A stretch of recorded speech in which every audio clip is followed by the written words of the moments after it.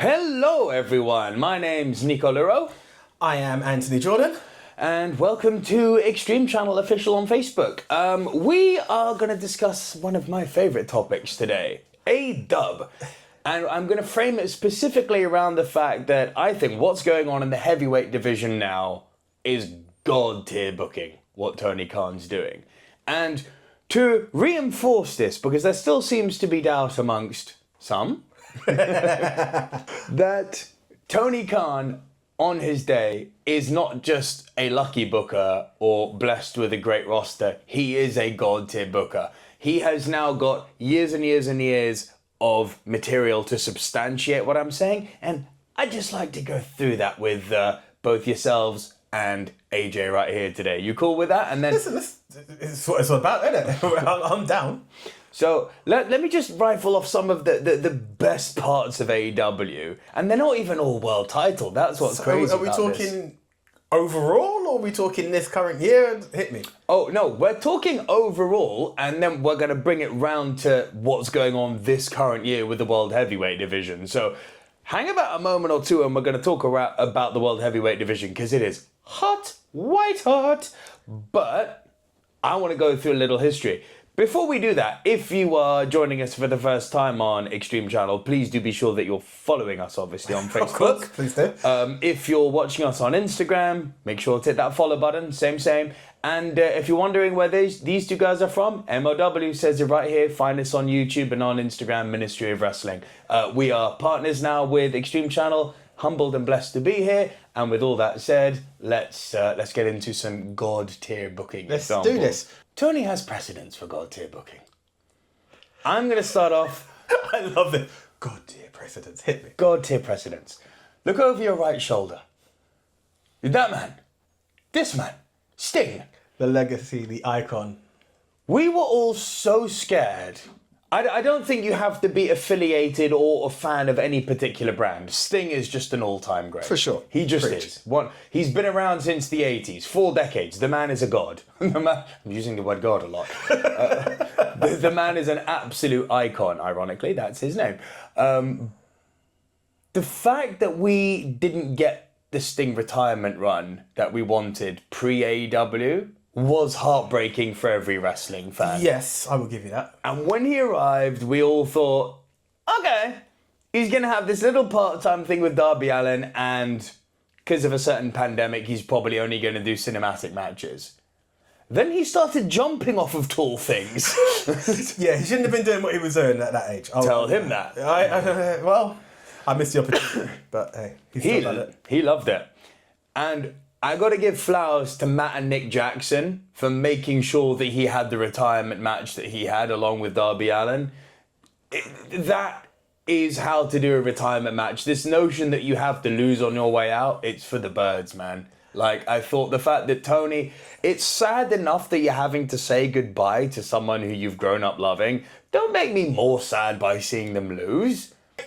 Look, the whole thing about these shows that you're going to see is there are times I could just put my hand up and say, you're right, and it might call for a boring show. Like, that's that. There's not always an argument. When you're right, you're right. When you're wrong, you're Nick. But what I'm trying to show here is there are cases where, look, I'm going to preface it. Tony Khan does not deserve hate. He's put out a product. He's delivered competition when competition was needed and elevated the competition and everything else. Sting's retirement. I think Tony be a fan. Tony be a fan who's who's able to make our dreams happen. Yes. You know, that's good. We had WCW close early. We then had Sting appear somewhere else, and it wasn't the justice. And then an injury, which made us think that's not how it should have gone. So what could have been in the pipeline, we don't know. We just know an injury stopped and he was pulled back, and that was like, that's not the way this man deserved to go. Yeah. In reverse, though, he was allowed to lose at certain points. Super Sting, I'm down for, but let's have something behind it where, again, there became a point where it's, okay, Tony Khan's a Sting fan. Okay, he really likes Sting. Oh, Sting doesn't lose. To the point where now at the, he's retiring by wrestling law, he should lose, but everyone is like, but we know how much Tony loves Sting. he's not going to lose. And it had that We more were than questioning it. And that's the thing. That was the element of where does it go. It wasn't based on, the Bucks are better than Sting and Darby. It was how much does Tony love Sting? You know, that's what the element Tony was. loves Sting. And I'll tell you what, Tony loves Sting as much as me because that was the right decision. There is no wrong answer in that. I think more than we talk about Matt and Nick and what they offered, Tony's gift to Sting of that entrance, of the evolution of the character, is a thing of beauty. But on the other side, as you said, the jumps. There was no in between on that. He could have held main event status, but he let those guys shine, which I respect Sting for. Yeah, you can start trashing me down the comments if you think Sting's retirement run sucks. You have no soul if you think that, but that's I was going to say that you can't go that far. Legit, you are going to actually make notes, aren't you? Of course I'm going to make notes. Make notes. This wasn't the planned way of it, but here we go. Sting. Okay. Then I got to throw this other one out. Hangman overcoming the Elite. Hangman Adam Page is the original AEW babyface character. Now, not everyone got on board with the idea of a post-millennial cowboy with anxiety. It's wrestling. Work with me on this.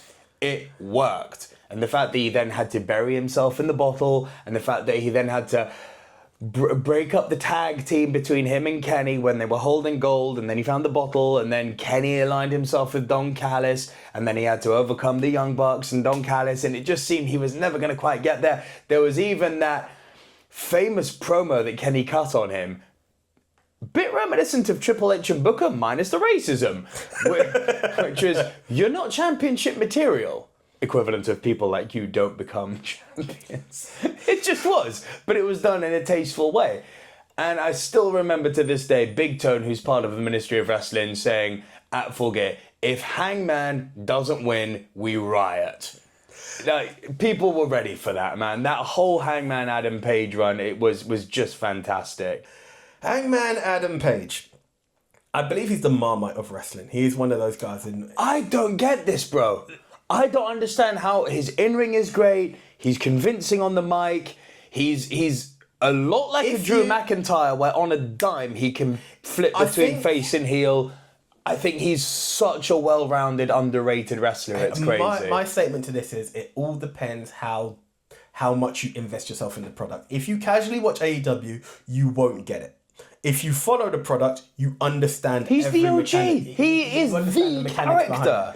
And that's where it is. So he is that flag bearer for AEW. You know, there are AEW originals, and he'd be one of them. Yeah. You know, but it's the story that's presented in there. And it's been a good journey. You've had the heel, you've had the face, you've had the descent, you've had the rise. Yeah. It's a good moment. It really is. Those are the things. Then, for a lot of people, the big one, the MJF Punk feud. Now, forget how it ended. Forget where you stand on CM Punk. None of that matters.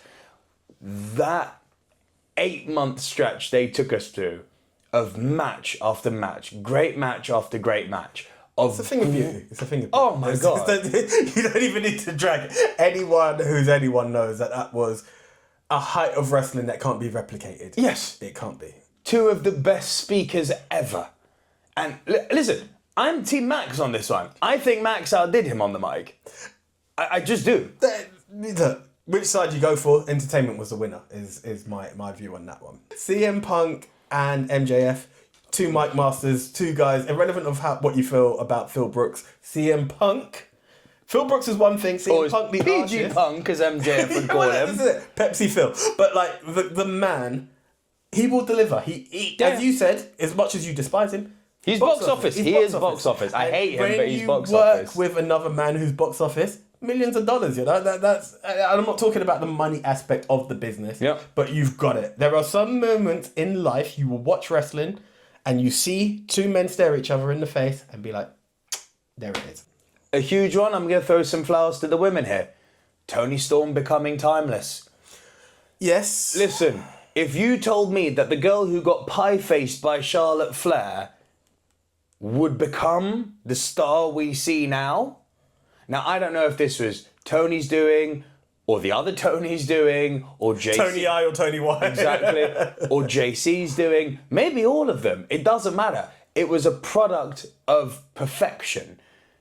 And the fact that it culminated in arguably the greatest women's feud of the modern era between Toni and Mariah May, man, God tier. And here's a big statement. Toni Storm could become like The Undertaker. Now that sounds like a big thing. Work with me, because people hear the name Undertaker and they think sacrilege, blaspheme. Work with me on this. Undertaker, other than that little stint he had as the American badass, kind of stuck to being the dead man. That was his career-long thing. And the crazy thing is, Undertaker didn't need to win that many titles. No. He was just beyond doubt. He was the Phenom. It's the presence outdone the reigns. I think Tony's got that. I don't think Toni needs the title to be timeless. No, I'd agree. And I don't think she would have had that opportunity outside of AEW. It's perfection what they've done with her. Okay, this one's a bit tinged. The creation of the Continental Classic. Now, a lot of people are going to say this has been borrowed from New Japan Pro Wrestling, which you can watch on Extreme Channel Official. In the UK. Right, in the UK. Yeah, people are going to say that AEW borrowed from New Japan Pro Wrestling in the G1 Climax.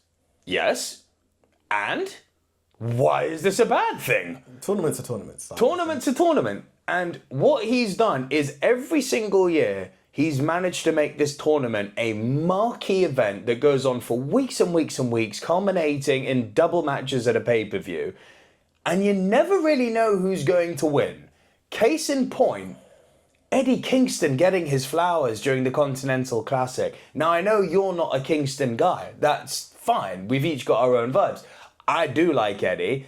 And I thought the fact that he had to go through a long-term story with Bryan Danielson, you know, King of the Bums and all that, and then beating Danielson in what was objectively an epic semi-final to then go on and get that multitude of belts he had. And then every year people are looking forward to the Continental Classic. Fletcher's never won it, and it made him. That tournament made him 12 months ago, if a bit more. So yeah, the creation of the Continental Classic has been a stroke of absolute genius. Irrelevant of who I believe should win it, I think what should happen, that tournament is very interesting because you cannot qualify while still being a champion. Those dynamics have people at the edge of their seat, and I love. I think what Tony needs to do now, because we're in our 2nd/3, I believe, possibly 4th, exactly. Coming for the 4th. Right, well, yeah, so 3rd, 4th one coming. Let's see a few title changes in between. So we know that it is a title that can be won outside of the tournament. Yeah. That's the only gripe I have on that. Well, we have. We've seen Okada drop to Mox. He did, of course. Current holder. No, but that was in the tournament. It was in the final of the tournament. I'm talking on a random Dynamite. It'll happen. But that's what I'm looking for. I'm just looking for a title change outside of the tournament, and this person can celebrate and then not qualify. Give me something different. You got to remember, they were using the Continental Classic for the last few years, not just for the reasons I mentioned before of bolstering a load of talent who wouldn't normally get that many runs of matches, also to reinforce Okada as the GOAT of tournament wrestling. Like, he won it every single year, basically, other than Eddie, you know? Yeah, I mean... Undefeatable. Well, and Mox. but look... Until defeatable. It's just, again, my crosses that I bear. I actually really do enjoy the Continental Classic because you've got your divisions, you've got the this. You need to pay attention to so many different parts as opposed to, like, your I'll call it King of the Ring, qualified out. No, you can lose but still be in. Look at Mox's journey. Everyone was like, this year was nuts. Mox is on his absolute descent. He won't win it. And I was like, he will. Everyone looked at the Don Callis family final. It won't be. You know? Yeah. These are the elements behind it that give you something to enjoy. The Hangman and Swerve feud. Now, I love me some violence in my wrestling. Blood? Good. And that was one of the things I loved about AEW when they returned. You could actually argue this was God tier booking too. Boy, was I bored of the PG-13 wrestling. We don't do blood anymore. Why? When people fight, for real, it's usually quite gritty and there can be blood. It doesn't necessitate blood, but there can be blood. Why are we going to pretend in a In a pantomime of fighting where we are being presented with storylines of two people of good and evil, why would there not be blood? AEW brought blood back to wrestling, and that has never been more so evident than in Hangman and Swerve feud. Jesus Christ, this was violent. And call me a psychopath, but that image of Hangman drinking whiskey with Swerve's burning house behind him, it was just cool, man. And I didn't think this was cool as a dad, but Swerve kind of looking over Hangman's kid and threatening to kidnap the kid, I was like, oh, this is dark now. And the matches elevated in violence accordingly. Again, great feud, which you can still kind of feel to this day in AEW. I believe that wrestling, you can be other companies and you could be all about the blood and the gore. There's other times when you are a company and you should be, what I'd say, especially if you're going to be the number 2 and vying to be number 1, you need to be family friendly. There are limits. And you know what? If you're taking a cup, be drinking wine. That's the red stuff you're meant to be going for. When I'm seeing it dropping from a man's head into your... I knew you were going to bring this up. Of course I'm going to bring it up. Anytime anyone brings up those two guys, it's that. It's weird because I will so much more than that, though. He hanged the Hangman. But this is Remember it. that. These are the things. I'm a weirdo in the sense that I'm going to dismiss certain things and then I'll be like, actually, I didn't mind burning the man's house down. Like, where are your limits and where are your criteria? I get that. It's like comedy. We've all got our trigger points. But this is it.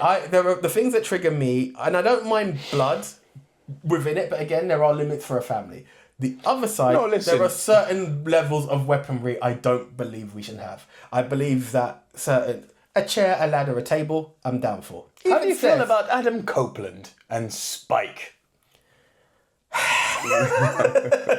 Look, it's an ode to a legend behind you, so I get it. I get it. There are certain things. I can even deal with thumbtacks. Screwdrivers, pliers, and the rest, not for me. I know they make a ring, they shouldn't be in the ring during a match. It's a weird dynamic. These are my crosses to bear, not yours, but I'm sure you could agree with me where it goes. You're going to hate me for this one. Anarchy in the arena. I love it. Kind of staying in the realm of violence, but hear me on this. As wrestling fans who are 80s babies, we're old men. I'm still talking about wrestling online. Sue us. And we've been watching. And you're watching, sorry. There you go. You're watching old men talk about wrestling online. We've seen everything.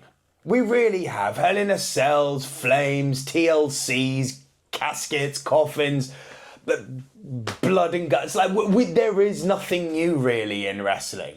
Short of a cage exploding on poor Eminem's face, the ladder exploding on Jerry Mercury. There you go. Yeah, that was not one to. You know what I mean? Like aside from moments, it's very hard to come up with a new match. Even the Casino Gauntlet match, which I really like as an AEW invention, but people say it's a glorified Royal Rumble. It is definitely. It's a spin. Anarchy in the arena.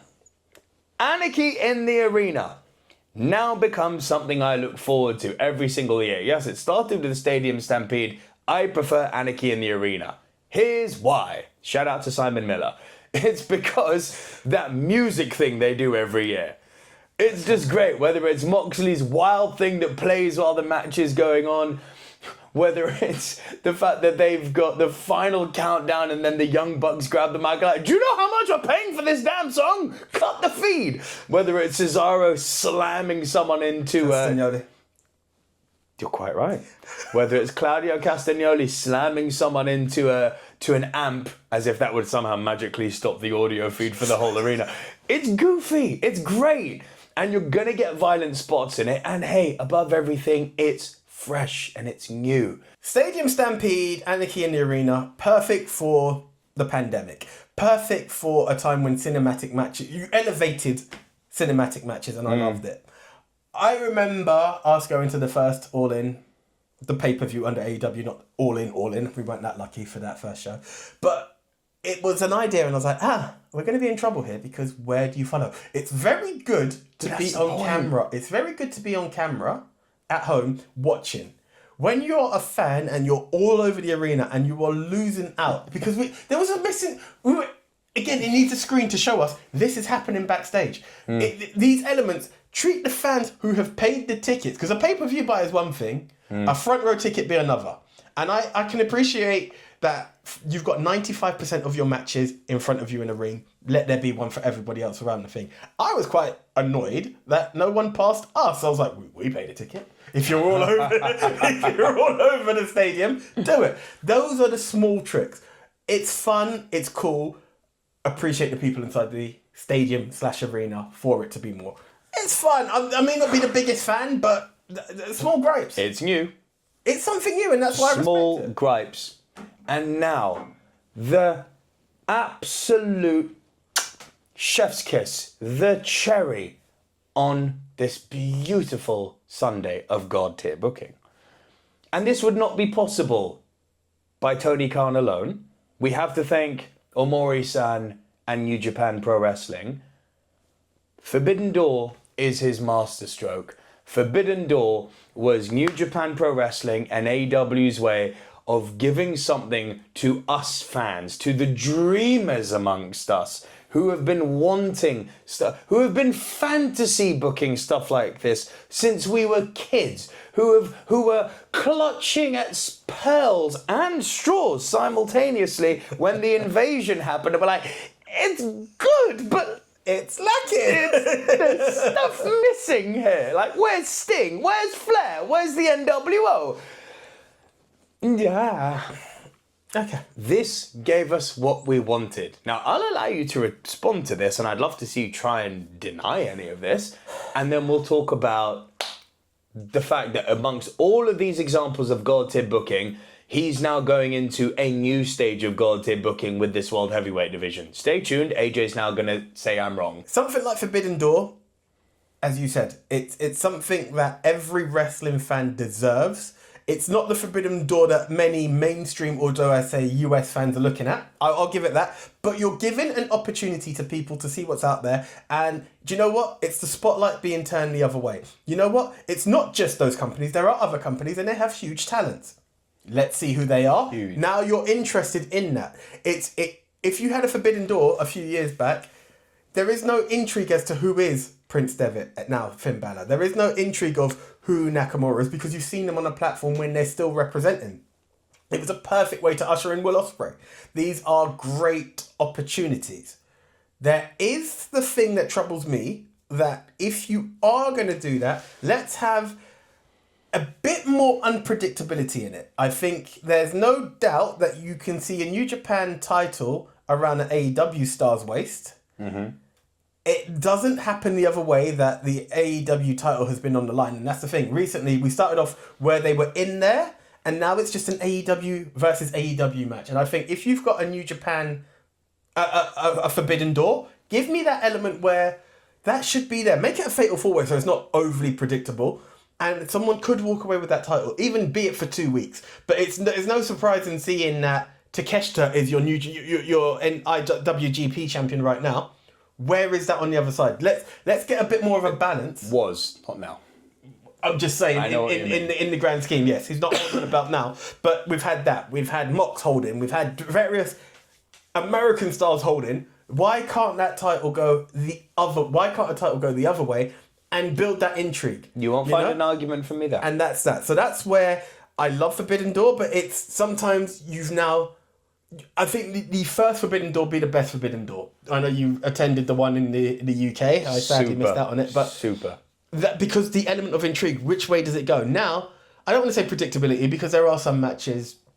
The lower card, when I say look, not the non-main events, I'm not going to call them lower card and involve in disrespect anyone. The non-main events do have an element of I didn't see that coming, which is a beauty. That's what I'm looking for, and those are the moments. So. Do I have certain gripes with everything AEW puts out? Not everything, no. Certain bits, yes.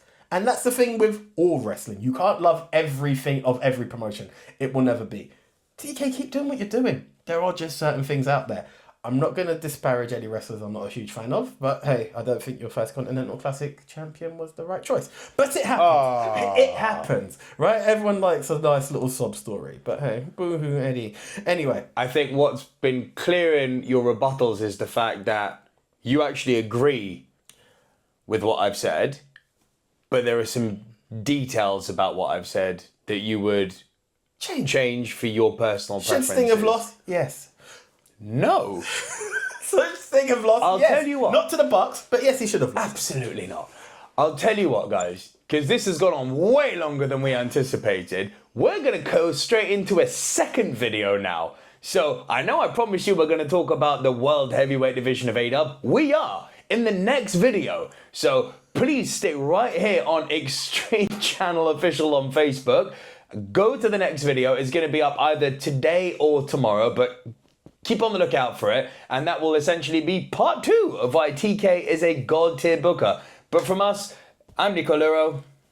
AJ Anthony Jordan. You hesitated, just like Sting. You're wrong.